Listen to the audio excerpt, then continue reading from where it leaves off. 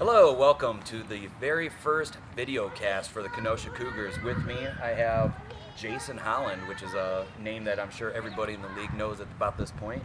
As everybody says, the earth moves for you, but we're going to kind of go over some of the things that going around the league.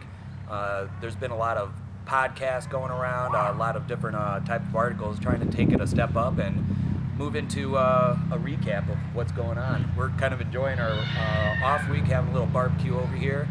We got the week off due to the enforcers folding. We did end up waiving that forfeit win and challenged the Lake County Cowboys, which will be a week 11, which I know everybody on our team is looking forward to. And I'm sure everybody on the Lake County Cowboys is looking forward to that too, as they gave up their forfeit win for that as well. But today we're going to kind of discuss a little bit of what happened this past week, what's going to be going on next week as we're kind of kicking back, relaxing, and enjoying our hard-earned week off after we just defeated the Jefferson Scorpions 34-6. But why don't we start off with the recaps? We'll start with the recaps. Let's see, the Chaos played the Lynx this week, 32-22. Let's see, the Lynx gave up actually 22 points to the Chaos. And I like to talk about that more so because I don't think it's a knock on the Lynx. It's more so of a credit to the Chaos. They seem to have been playing tougher games. They're playing real good opponents. They played the Cowboys, I believe, twice this year, if I'm not mistaken. And I like to give a lot of credit to the Chaos. Definitely next year they're going to be a very big powerhouse to look forward to playing if they're not already this year. Do you remember what they ended off? They were the Desperados, Lake County Desperados, if you remember last year. They were only like 2-8 going into last year. Yeah, I don't really remember that good. I believe I remember their quarterback Jay. I believe the quarterback Jay threw 2 interceptions, one which I took to the house for a 60-yard touchdown return. But like I said, I heard that. Sure, you remember that, Jay. I know you remember that one because I know you're watching. But yeah, and I mean these guys are putting up some good points. They're doing their thing. So the Chaos are going to be a team to definitely reckon with next year. Yeah, let's move on to the Cowboys in the Premier. I'll tell you, the Cowboys, they're looking awesome. Every single game they're putting up points. They're blowing people out of the water. I believe they scored 74 no more than 2 weeks ago. Some people want to judge that and they want to say that maybe that's a little unnecessary. But reason being, I believe that the point differential is key there. But regardless, if you can put up 74 points on any team, you definitely got a powerhouse of an offense. And they're barely giving up any points too. The Premier only scored 6. Well, the Cowboys have always been a very clean hitting team. Well organized, probably one of the most well organized teams in the league. When it comes to sportsmanship, they do a lot in the community involvement as well. But the Cowboys, it was kind of mentioned, they lost some of their players to what was going to be the Chicago Titans, if you remember. Okay. And they ended up folding. A lot of those teammates went over to the Chaos, which did make the Chaos a little bit stronger. Yeah. So they lost some real good players. So that was kind of surprising this year with the Cowboys. That's one of my bigger surprises this year, that they're doing as well as they are. But it just shows you the organization, how well they're doing, and how well organized they are. So, and we all know Coach Tolliver is very, very demanding of his players, and he makes sure he runs a tight ship. And I'm sure he's going to have his players ready for the end of the season and for a good run in the playoffs. We look forward to playing you guys in Week 11. I'd like to look forward to talk about the Rampage and the Rage. The Rage beat them 25-20. This just goes to show these are 2 pretty evenly matched teams. I personally was a little bit disappointed with the Rampage when we played them, but hey, they're putting up points. They have a pretty decent chance of making the playoffs and doing pretty well this year. Yeah, the Rage, they took a step back also. They went into a change of ownership from Meeker to, excuse me for butchering your name, Kowalowski or whatever. Kowalowski, I believe that's correct. Robert Kowalowski, he's doing a fine job as he's getting his feet on the ground and getting everything going. But they lost some players as well, and they're I think now 4-1 right now going into the season. They got the schedule going into the rest of the year. They're looking at possibly a 9-1 season. Yeah, they actually, could easily do that. You know, and if we look at the Rage, they only have 1 loss so far this season. I got a feeling they're going to end up going 9-1. They play the Scorpions, I believe, Week 9 this year. That's going to be a tough game. I'll tell you guys, them Scorpions, they're going to be somebody to look forward to. Right now, they're still working out their kinks, but they got some athletes. That little running back is quick and he's good. So you guys got to make sure you watch out for them. Let's go on to the Scorpions and the Cougars.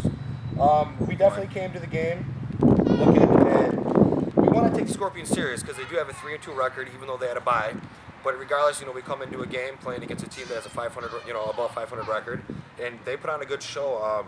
They definitely had our defensive heels back to the goal line pretty often throughout the game. Luckily, we only did give up 1 touchdown. It was a very hard-fought game.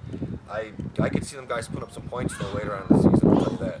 I mentioned the word surprising. Yeah. I mean, when you're looking at a team that was 1-9 the year before, right? And they beat some of the. I know one of their 3 wins was off of the forfeit, but they beat, I believe, it was the Maniacs and I think the Milton Mayhem or something like that. The Mayhem but they haven't beaten that that strong team yet. But that's how we kind of came into the game, looking at that 1-9 and who they've actually won against. And I'll tell you what, I don't think at all this season, and I don't even remember last season being as sore as I was on that Saturday morning. It was just, it was brutal. That was a hard fought game. Yeah, they definitely showed a little talent on that field. I'd like to talk about. I'd like to get back to the Rage real quick. The Rage, just a little shout out to you guys' organization. I see you guys have a Rage golf outing at South Hills Country Club in Franksville. I believe this date is very early July. So for any of you guys out there that are interested in, I'm not exactly sure what the donations or what the funds go to, if it's the Rage organization or if they have that set up for a charity event. But definitely look at that on our, what is it called, on our GFL Pro Board. They have a little bit of information on there. If you guys are interested, go ahead and show your support, not only for the Rage, but for the GFL as a whole. We appreciate that. I say let's look forward to next week. And, I was asked a question by Adam Knoll this week on our GFL Pro Board. Basically, the question was the Cowboys and the Lynx. Who should, depending on their game and then other circumstances, who should be able to get that title of the division? Now, you can bring it up 2 different ways. One way you can talk about it is, for instance, say the Cowboys beat the Lynx, and then we beat the Cowboys. So now they both only have 1 loss.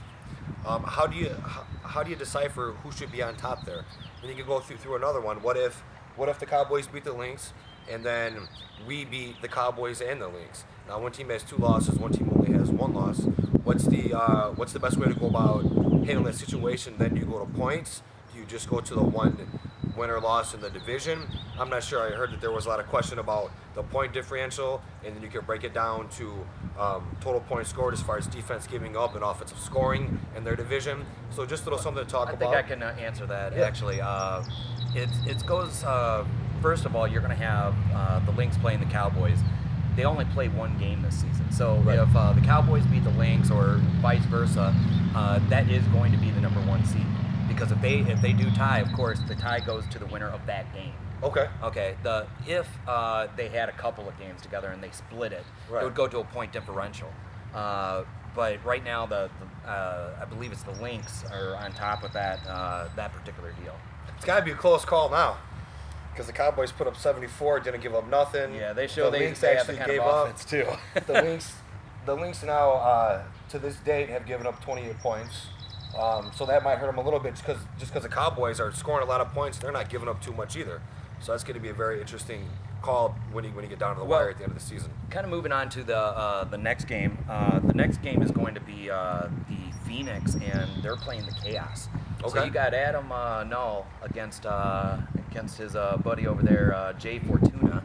So that's going to be a very hard-hitting game. And if you remember the Phoenix from last year, I do have a lot of respect for that team. They have done a great job in the organization by Adam Null. He's done a lot for the league as well as his team, really trying to put them more on the map. And that's helps out a lot with recruiting. I mean, a lot of people say that what you put into the organization, might be overkill on this or that, but getting that name out there is going to make a big difference. And he has more probably website hits than anybody else in the league. Yeah, he does. The Cowboys, their website's not, it's just more there. The Lynx are probably the next step up for the website itself. But you get recruiting off of your recognition, and Adam Null's done that very good job. We went into that game thinking it was expansion team, coming off of the Storm, who I believe were only 4-6 the year before. Didn't have very high expectations from that team, but that was it was like the Scorpions last week. You know, Very hard hitting. Adam, if I'm wrong, I do apologize, but I believe we played you guys the first game of the year last season, or very early, very first game, and I think it was a 12-0 score, or 12-6. It was very 12-10 or something like that. Yeah, it was. Excuse me, on the 12-0, I stand corrected, but it was underneath 14-14, and I was very surprised by them guys. And I'll tell you, I like them guys, and the reason why I wanted to give the Scorpions credit and the team that we played before them, Come here. the Maniacs. Yeah. Both of those teams, I mean, you can tell that they're in development with their team and with their organization and trying to play together. But they never quit, and they tried hard all game long, and they put a lot of effort towards it. And that's the same thing can be said about the Phoenix. You can be beating them by 28 points, and they're going to come with 100% the very next play and try and get a turnover, try and put the ball in the end zone. So you got to give them guys a lot of credit. Well, the next game is going to be the Rampage and the Gladiators. So we got the two Racine teams. You cannot count the Gladiators out. I know they've had a lot of high scores put up against them. Yes, they just picked up Hassan Liddell a couple of weeks ago. He was just getting back into his groove. He was, of course, the previous owner of the Racine Heat, who started year one with us. But I mean, great athlete, and I'm sure he's brought over a couple of players himself. You're going to see a lot coming out of the Gladiators, and I tell you what, I'm probably more in contact with the Gladiators than any other team. They have a hunger to make this team better, and they're going to give a good, valiant effort. They had their first win this week, first actual win of beating a team. Who did they play? I had that over here before. But the Maniacs, it was the Maniacs on that. But they didn't just beat them. I mean, it was a 44-13 score. So they put up some points, which I believe turned some heads. Because I'll tell you what, you remember the Maniacs were not.